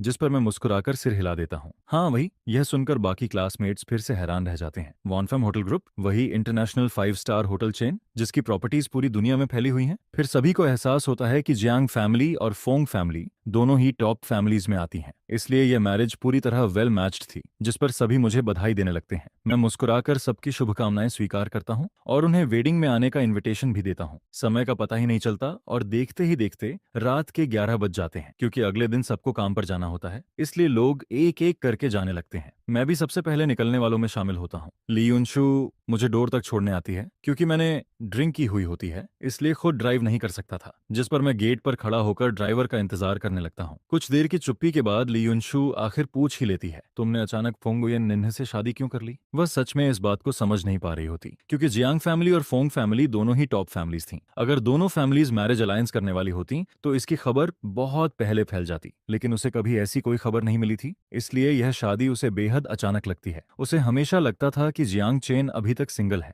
जिस पर मैं वही पुराना जवाब देता हूँ, क्योंकि मुझे वह पसंद है। यह सुनकर ली युनशु कुछ पल चुप रह जाती है। पसंद? इसके बाद दोनों में से कोई कुछ नहीं कहता। उसी समय हायर ड्राइवर वहां पहुंच जाता है। मैं ली युनशु को गुड बाय कहता हूं और वहां से निकल जाता हूं। फिर रात के करीब 12 बजे घर पहुंचता हूं। जैसे ही रूम में दाखिल होता हूं, मैं देखता हूं कि फुंग गुयेन निन्ह अभी भी सोफा पर बैठी फोन चला रही होती है, जिस पर मैं हैरानी से पूछता हूं, अभी तक सोई नहीं? लेकिन इस बार फुंग गुयेन निन्ह सिर्फ मेरी तरफ देखती है और कुछ भी नहीं कहती। वह मुझे ऊपर से नीचे तक गौर से देखने लगती है। मेरे बाल बिल्कुल ठीक होते हैं, कपड़े भी साफ सुथरे होते हैं और गर्दन पर भी कोई अजीब निशान नहीं होता, जिस पर मैं मुस्कुराकर पूछता हूँ, क्या तुम मेरा इंतजार कर रही थी? यह सुनते ही फोंग गुयेन नीन का चेहरा लाल हो जाता है। फिर वह शर्म छिपाते हुए गुस्से में बोलती है, कौन तुम्हारा इंतजार कर रहा था? मैं तो बस फोन चला रही थी। जिस पर मैं फिर मुस्कुराकर पूछता हूँ, फोन चलाते चलाते मेरा इंतजार कर रही थी? मैंने कहा ना, मैं तुम्हारा इंतजार नहीं कर रही थी। फिर मैं आराम से कहता हूँ, ठीक है, आगे से मैं जल्दी घर आने की कोशिश करूंगा ताकि तुम्हें इतनी देर तक इंतजार न करना पड़े। यह सुनकर फोंग गुयेन नीह अंदर ही अंदर झुंझला जाती है। वह मन ही मन सोचती है, क्या यह आदमी इंसानों की भाषा नहीं समझता?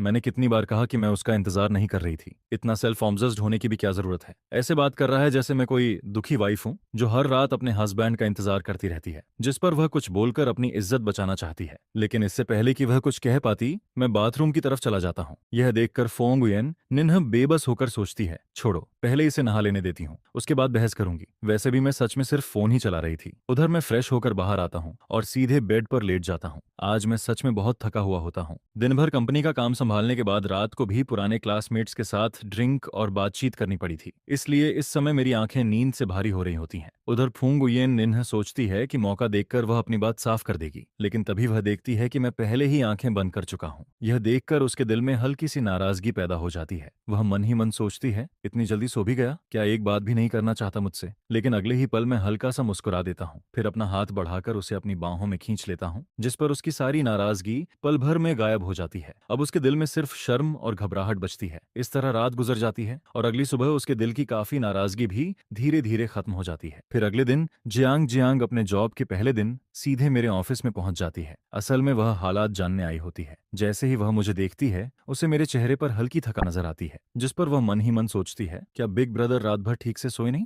फिर उसके दिमाग में दूसरा ख्याल आता है, या फिर फोंग गुयेन नीन ने मेरी मोमेंट्स पोस्ट देख ली थी और दोनों की लड़ाई हो गई। यह सोचकर वह फिक्र से पूछती है, बिग ब्रदर आप इतने थके हुए क्यों लग रहे हैं? जिस पर मैं बिल्कुल सामान्य आवाज में जवाब देता हूँ, कल रात ठीक से नींद नहीं आई, करीब 3 बजे सोया था और 7 बजे उठ गया। ऐसी हालत में कौन अच्छी नींद ले सकता है? यह सुनकर जियांग जियांग कुछ सेकंड के लिए चुप हो जाती है। वह मन ही मन सोचती है, ये नींद न आने की वजह लड़ाई थी या कुछ और। लेकिन फिर वह ध्यान से मेरे चेहरे को देखने लगती है। काफी देर तक देखने के बाद भी उसे कोई संदिग्ध निशान नहीं दिखता, जिस पर वह और कंफ्यूज हो जाती है। तो मतलब अभी तक इन दोनों के बीच कुछ हुआ ही नहीं? यह सोचकर जियांग जियांग के मन में फिर से फुंग उयेन निन्ह के लिए नाराजगी बढ़ जाती है। असल में उसे फुंग उयेन निन्ह से कोई खास लगाव नहीं होता, लेकिन उसके लिए उसका बिग ब्रदर दुनिया का सबसे बेहतरीन इंसान होता है और अब दोनों की शादी भी हो चुकी थी। फिर भी फुंग उयेन निन्ह उसे अपने करीब नहीं आने दे रही थी, जिस पर जियांग जियांग को लगता है कि उसके भाई को जरूर बुरा लगता होगा। यह सोचते ही उसका गुस्सा और बढ़ जाता है। फिर वह अचानक मुड़ती है और गुस्से में ऑफिस से बाहर निकल जाती है। मैं हैरानी से उसे आवाज देता हूँ, जियांग जियांग क्या हुआ? लेकिन वह कोई जवाब नहीं देती। इसके बाद वह पार्किंग लॉट तक जाती है और सीधे कार लेकर फोंग ग्रुप के हेड ऑफिस पहुंच जाती है। लेकिन वहां पहुंचकर उसे यह नहीं पता होता कि फोंग उयेन नीन का ऑफिस किस फ्लोर पर है, जिस पर वह सीधे उसे कॉल कर देती है। जैसे ही कॉल कनेक्ट होती है, जियांग जियांग गुस्से में बोलती है, फोंग उयेन निन्ह मैं अभी तुम्हारी कंपनी के फर्स्ट फ्लोर लॉबी में खड़ी हूँ, तुरंत नीचे आओ। इतना कहकर वह कॉल काट देती है। उधर फोंग उयेन निन्ह फोन की तरफ देखकर कंफ्यूज हो जाती है। फिर वह नीचे लॉबी में पहुंचती है। वहां जियांग जियांग को गुस्से से खड़ा देखकर वह पूछती है, क्या हुआ? जिस पर जियांग जियांग दांत भींचकर उसकी तरफ देखती है और कहती है, फोंग उयेन निन्ह तुम ऐसा कैसे कर सकती हो? यह सुनकर फोंग उयेन निन्ह कुछ समझ ही नहीं पाती और अगले ही पल जियांग जियांग उसे जोर से धक्का दे देती है, जिससे वह सीधे जमीन पर गिर जाती है। उसकी आंखों में तुरंत गुस्से की चमक आ जाती है। लोग जल्दी से उसे उठाते हैं। यह उसकी जिंदगी में पहली बार होता है कि किसी ने उसे धक्का देकर गिराया हो। अगर जियांग जियांग उसकी पुरानी दोस्त और उसकी सिस्टर इन लॉ न होती तो शायद वह सिक्योरिटी बुलाकर उसे बाहर निकलवा देती। गुस्से में वह पूछती है, आखिर तुम्हें हुआ क्या है? मैंने तुम्हारा क्या बिगाड़ा है? जिस पर जियांग जियांग गुस्से से बोलती है, फोंग उयेन निन्ह तुमने मेरे बिग ब्रदर के साथ क्या किया है यह तुम्हें खुद नहीं पता? यह सुनकर फोंग उयेन निन्ह और भी कंफ्यूज हो जाती है। वह कहती है, मैंने क्या किया है? मैंने तो कुछ भी नहीं किया। फिर उसके दिमाग में अचानक पिछली रात का ख्याल आ जाता है। वह मन ही मन सोचती है, कल रात तो मैं थोड़ी ज्यादा एग्रेसिव हो गई थी, कहीं जियांग चेन ने यह बात जियांग जियांग को बता तो नहीं दी? यह सोचकर उसके दिल में थोड़ी घबराहट पैदा हो जाती है। फिर वह झिझकते हुए पूछती है, तो तो तुम आखिर चाहती क्या हो? जिस पर जियांग जियांग गुस्से में जवाब देती है, मैं चाहती हूँ कि तुम्हें सबक सिखाऊं। मेरे बिग ब्रदर मेरा प्राइड है, किसी को भी उन्हें हर्ट करने का हक नहीं है। यह सुनकर फोंग गुयेन निन्ह पूरी तरह हैरान रह जाती है। उसे समझ ही नहीं आता कि उसका कसूर इतना बड़ा कब बन गया। उधर जियांग जियांग सच में उसे पीटना चाहती थी, लेकिन फोंग गुयेन नीन का कंफ्यूज्ड चेहरा देखकर उसका मन बदल जाता है। फिर वह कहती है, मेरे साथ बाहर चलो। इतना कहकर वह बिल्डिंग के बाहर चली जाती है। फोंग गुयेन निन्ह को लगता है कि गलती शायद उसी की है, इसलिए वह चुपचाप उसके पीछे चल देती है। दोनों बाहर एक सुनसान कोने में पहुंचती हैं, जिस पर जियांग जियांग सीधे पूछती है, बताओ तुम मेरे बिग ब्रदर को कब डिवोर्स देने वाली हो? यह सुनते ही फोंग गुयेन निन्ह कुछ सेकंड के लिए जड़ हो जाती है, फिर हैरानी से पूछती है, डी डिवोर्स? जिस पर जियांग जियांग कहती है, अगर डिवोर्स नहीं दोगी तो क्या पूरी जिंदगी उनसे चिपकी रहोगी? यह सुनकर फोंग गुयेन निन्ह का सिर और घूम जाता है। उसे समझ ही नहीं आता कि बात आखिर कहाँ जा रही है। फिर वह कहती है, मैंने अपना गुस्सा जियांग चेन पर कभी नहीं निकाला, और इसका ग्रैंडअप्पा से क्या लेना देना है? जिस पर जियांग जियांग तुरंत जवाब देती है, क्यों नहीं है? ग्रैंडपा ने तुम्हें बिग ब्रदर से शादी करने के लिए मजबूर किया था। मुझे पता है कि तुम ये शादी नहीं करना चाहती थी, इसलिए अब तुम बिग ब्रदर के साथ ऐसा व्यवहार करके ग्रैंडपा से बदला ले रही हो। यह सुनकर फोंग गुयेन नीन्ह तुरंत उसे रोक देती है। तुम आखिर कह क्या रही हो? मैं जो भी करती हूँ उसका ग्रैंडपा से कोई लेना देना नहीं है, और मैंने ग्रैंडपा से कभी कुछ नहीं कहा। फिर वह थोड़ा झेंपते हुए बोलती है, हाँ, कल रात वाली बात में गलती मेरी थी। यह सुनते ही अब जियांग जियांग खुद कंफ्यूज हो जाती है। कल रात वाली बात? उधर फोंग गुयेन निन्ह सोचती है, लेकिन पूरी गलती मेरी भी तो नहीं थी। फिर वह बोलती है, क्या सिर्फ मेरी ही गलती थी? क्या तुम्हारे बिग ब्रदर की कोई गलती नहीं थी? यह सुनकर जियांग जियांग भौंचक्की रह जाती है। वह पूछती है, मेरे बिग ब्रदर की क्या गलती हो सकती है? जिस पर फोंग गुयेन नी थोड़ी शिकायत भरी आवाज में कहती है, वह पहले से मैरिड है, फिर भी वह एक फीमेल क्लासमेट के साथ देर रात तक बाहर घूमते रहे। क्या यह गलत नहीं है? यह सुनते ही जियांग जियांग अचानक शांत हो जाती है, क्योंकि अब उसे एहसास होता है कि वह और फोंग गुयेन निन्ह दो बिल्कुल अलग बातों पर चर्चा कर रही थी। फिर वह हैरानी से पूछती है, रुको, तो कल रात तुम्हारा और बिग ब्रदर का झगड़ा ली युनशु की वजह से हुआ था? जिस पर फोंग गुयेन निन्ह तुरंत पूछती है, क्या तुम्हारे बिग ब्रदर ने तुम्हें यही बताया है? मेरे भाई ने कुछ भी नहीं कहा। जिस पर फुओंग गुयेन निन्ह पूरी तरह से निरुत्तर हो जाती है। आखिर आज वो इतना गुस्सा किस बात पर हुई थी? जिस पर जियांग जियांग हल्की सी ठंडी हंसी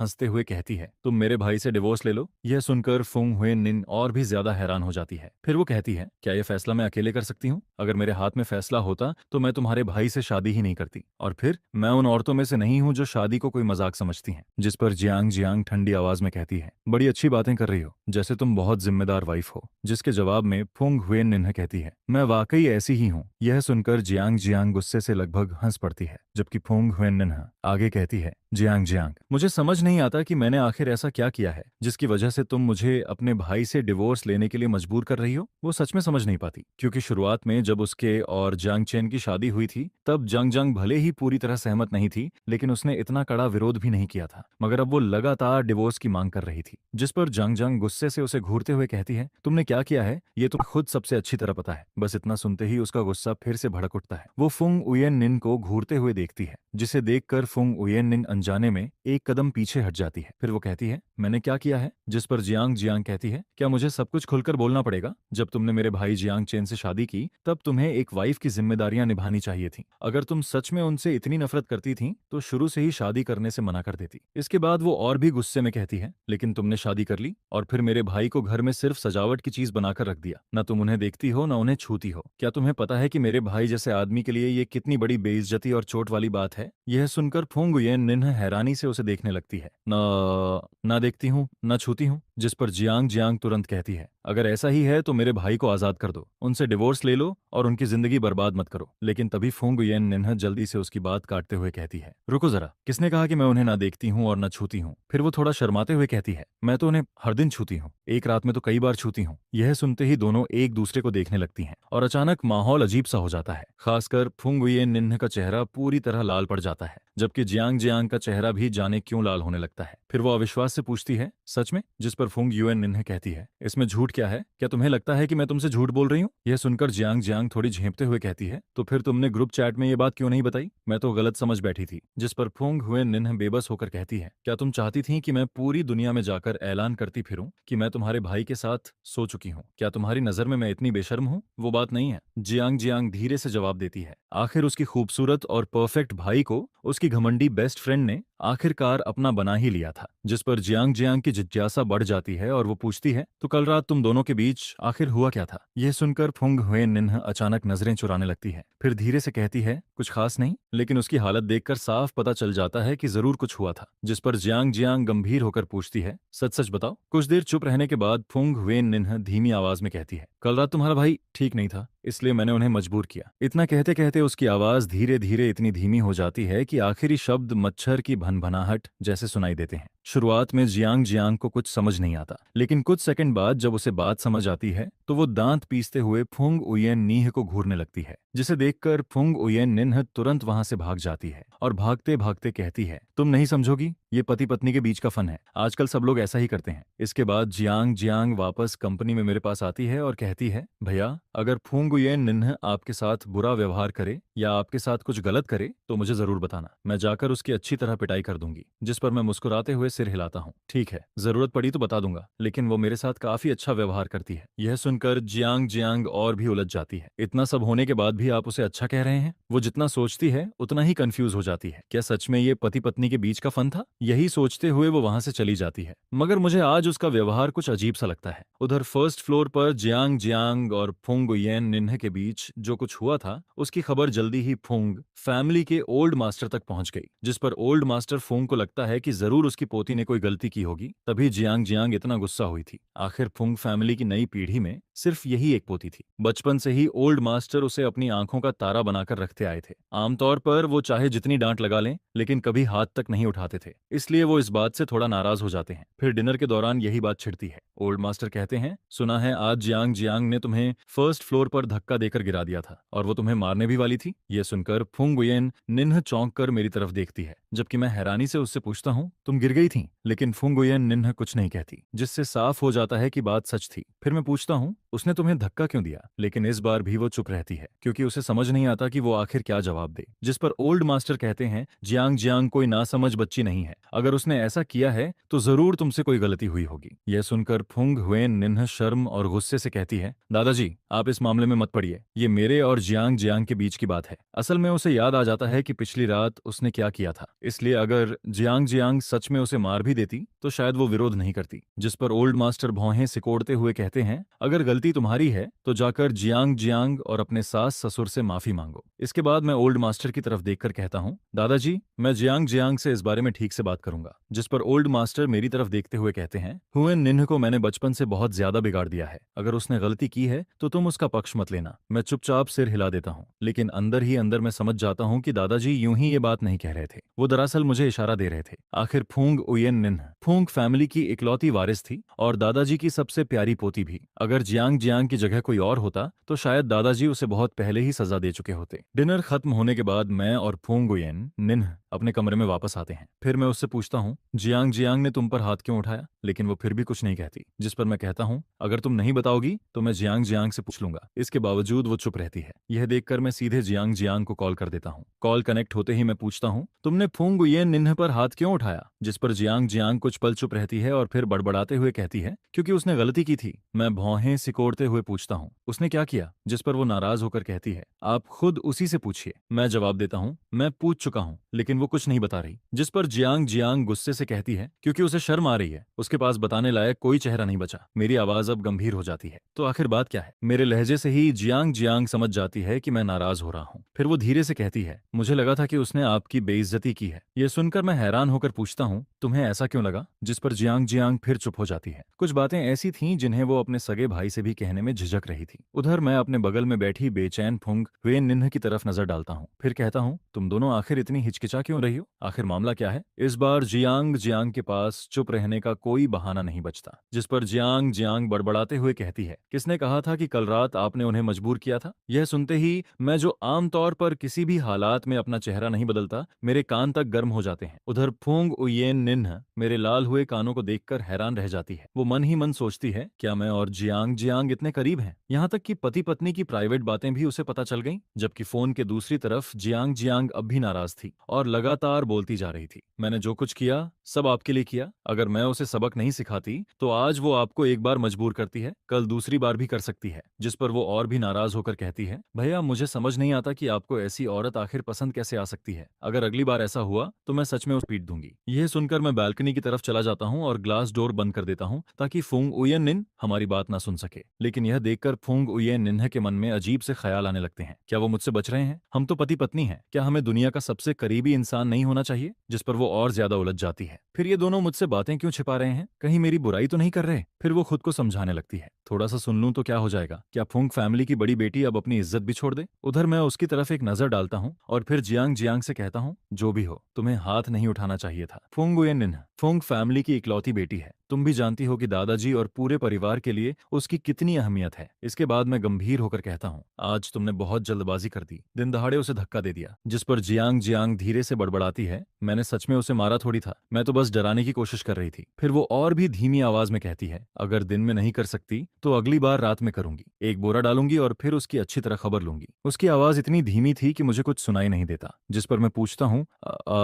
अभी तुमने क्या कहा? यह सुनकर जियांग जियांग तुरंत चुप हो जाती है। जाहिर था वो ये बातें मुझे नहीं बताना चाहती थी। कुछ देर बाद वो कहती है, तो क्या उसने कभी सोचा कि जो उसने आपके साथ किया उसका जवाब मॉम डैड को कैसे देगी? मैं कुछ पल चुप रहता हूँ, फिर कहता हूँ, असल में उसने मुझे मजबूर नहीं किया था। यह सुनकर जियांग जियांग तुरंत पूछती है, क्या भैया आपने मना नहीं किया था? मैं अपना माथा दबाते हुए सोचता हूँ कि अपनी छोटी बहन के साथ ऐसी बातें करना सही नहीं है। फिर मैं कहता हूँ, मैं और वो पति पत्नी हैं, कभी कभी रिश्तों में थोड़ा इमोशनल पुश पुल भी होता है, तुम नहीं समझोगी। यह सुनकर जियांग जियांग पूरी तरह अविश्वास में पड़ जाती है। मैं समझना भी नहीं चाहती। वो मन ही मन सोचती है, मेरा भाई और फुंगवेन के बीच ऐसा रिश्ता हो सकता है? जब वो अभी भी सदमे में थी, मैं तुरंत टॉपिक बदल देता हूँ, तुम और फुंगवेन वाली बात पर दादाजी बहुत नाराज हैं, किसी दिन जाकर उनसे माफी मांग लेना। यह सुनकर जियांग जियांग पूरी तरह निरुत्तर हो जाती है। उसे समझ ही नहीं आता कि अब क्या बोले। फिर वो मन ही मन सोचती है, मैं तो अच्छे इरादे से गई थी, अब उल्टा मुझे ही माफी मांगनी पड़ रही है। कॉल खत्म होने के बाद मैं वापस कमरे में लौटता हूँ। उधर फुंगुयेन नेह सोफा पर बैठी फोन चला रही होती है। मुझे देखते ही वो पूछती है, जियांग जियांग क्या कह रही थी? जिस पर मैं उसकी तरफ देखते हुए कहता हूँ, मुझे पता है कि तुम्हारी और जियांग जियांग की दोस्ती बहुत अच्छी है, लेकिन कुछ बातें ऐसी होती हैं जो उसे नहीं बतानी चाहिए। यह सुनकर फुंग उयन निन कुछ समझ नहीं पाती। कौन सी बातें?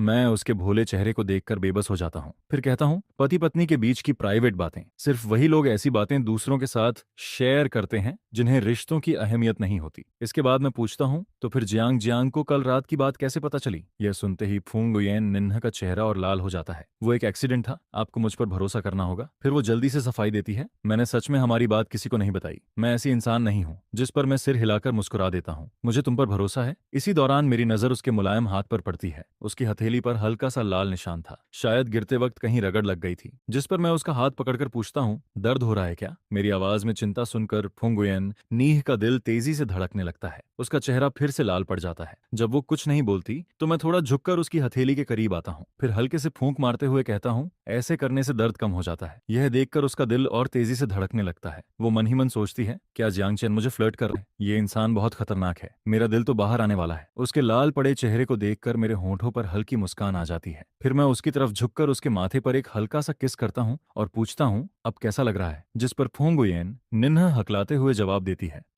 ठीक है, अब दर्द नहीं है। उसे इस हालत में देखकर मैं गर्म जोशी से मुस्कुराता हूँ, गुड गर्ल। इसके बाद मैं सीधा उठता हूँ और नहाने चला जाता हूँ। तभी फुंग उयेन निन्ह लंबी सांस छोड़ती है। वो मन ही मन सोचती है, पहले भी बहुत सारे लड़कों ने मुझे इम्प्रेस करने की कोशिश की थी, लेकिन मैं कभी प्रभावित नहीं हुई। मुझे उनके तरीके बचकाने और बेवकूफी भरे लगते थे, लेकिन अब मैं खुद इतनी नर्वस क्यों हो रही हूँ? उसका दिल अभी तेजी से धड़क रहा था। वो अपनी छाती पकड़कर सोफा पर गिर जाती है। कुछ देर बाद जब मैं नहाकर बाहर आता हूँ तो वो अब भी मेरी नजरों से बच रही होती है। जिस पर मैं पूछता हूँ, क्या हुआ? हाथ फिर दर्द कर रहा है क्या? मुझे पहले की इन्वेस्टिगेशन रिपोर्ट्स याद आने लगती हैं। उनमें लिखा था कि फुंग उयेन निन्ह घमंडी, जिद्दी और बहुत अकड़ वाली लड़की है, लेकिन पिछले कुछ दिनों में जो मैंने देखा वो उससे बिल्कुल अलग थी। असल में वो काफी मासूम और शर्मीली थी। उधर फुंग उयेन निन्ह खुद पर झुंझला रही थी, मैं इतनी बेकार क्यों हूँ? हर बार उसका एक सवाल सुनते ही मेरा चेहरा लाल क्यों हो जाता है? मैंने जिंदगी में क्या क्या नहीं देखा, फिर मुझे शर्म किस बात की आ रही है? इसी बीच मैं उसकी चमकती आंखों को देखकर हंस पड़ता हूँ। मुझे हंसते देखकर वो हिम्मत जुटाती है, फिर धीरे धीरे मेरे पास आती है और अपना छोटा सा हाथ मेरे सामने बढ़ा देती है। फिर दर्द हो रहा है? जिस पर वो धीरे से कहती है, एक बार और फूंक मार दो। फिर थोड़ी हिम्मत करके जोड़ती है, या फिर एक किस कर दो। यह कहते समय उसका दिल बेकाबू होकर धड़क रहा था। वो सोचती है, जियांग चेन मुझे छेड़ सकता है तो क्या मैं उसे वापस नहीं छेड़ सकती। उधर मैं उसके अचानक बढ़ाए हुए हाथ को देखकर कुछ पल के लिए चौंक जाता हूँ। मुझे बिल्कुल उम्मीद नहीं थी कि वो ऐसा करेगी। मैं तो सोच रहा था कि वो शर्माकर भाग जाएगी, लेकिन अब वो पहले से काफी बदल चुकी थी। जिस पर मैं हल्का सा मुस्कुराता हूँ और कहता हूँ ठीक है। फिर मैं उसकी हथेली पर हल्की फूंक मारता हूँ और उसके बाद उसकी हथेली पर एक हल्का सा किस कर देता हूँ। फिर पूछता हूँ, अब तो दर्द नहीं है। फुंगुयेन निन्हा कुछ कहना चाहती है ताकि अपनी इज्जत बचा सके, लेकिन उसका दिमाग पूरी तरह खाली हो चुका था। जिस पर मैं मुस्कुराकर कहता हूँ, लगता है अब दर्द खत्म हो गया। अगर बाद में फिर दर्द हुआ तो मुझे बता देना। यह सुनकर फुंगुयेन निन्हा का चेहरा फिर से लाल पड़ जाता है, जबकि मैं भी अचानक महसूस करता हूँ कि मेरी बात कुछ ज्यादा ही अजीब लग सकती है। जिस पर वो शर्माते हुए पूछती है, सच में जब भी दर्द होगा मैं आपके पास आ सकती हूँ। उसकी बात सुनकर मैं कुछ पल के लिए चुप हो जाता हूँ, क्योंकि इस सवाल का जवाब देना अचानक उम्मीद से कहीं ज्यादा मुश्किल लगने लगता है। बाकी हर काम में मैं हमेशा माहिर रहा हूँ, लेकिन इस मामले में यह भी मेरी पहली बार की एक्सपीरियंस थी। जिस पर फुंगुयेन निन्हा मुझे इस तरह चुप होता देखकर मन ही मन काफी खुश हो जाती है। वो सोचती है, तो आखिरकार मैं भी जियांग चेन को शर्मिंदा कर सकती हूँ। जिस पर मैं उसकी तरफ देखकर बिल्कुल शांत आवाज में कहता हूँ, जियांग जियांग ने तुम्हें सिर्फ डांटा था। क्या चाहती हो कि मैं अभी उसे कॉल करके सच में तुम्हारी पिटाई करवा दूं? यह सुनते ही फुंगुयेन निन्हा का चेहरा लाल पड़ जाता है। फिर वो दांत पीसते हुए कहती है, नहीं चाहिए। यह कहकर वो तुरंत वहां से भाग जाती है। इसके